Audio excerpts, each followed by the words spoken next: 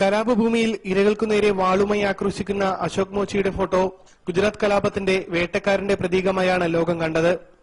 എന്നാൽ വർഗീയവാദികൾ താൻ ഉൾപ്പെടെയുള്ളവരെ മുസ്ലിങ്ങൾക്കെതിരെ ഉപയോഗിക്കുകയായിരുന്നു എന്ന തിരിച്ചറിവിൽ സ്വയം തിരുത്തി ചെരുപ്പുകുത്തിയായി ഗുജറാത്തിന്റെ തെരുവിൽ കഴിയുന്ന അശോക് മോച്ചിയെ അധികമാരും അറിയില്ല.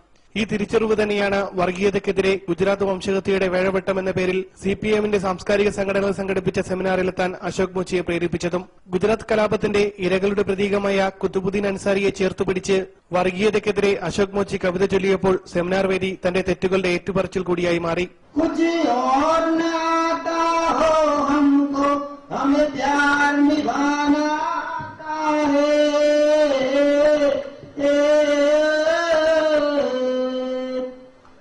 से मान चुकी सारी दुनिया,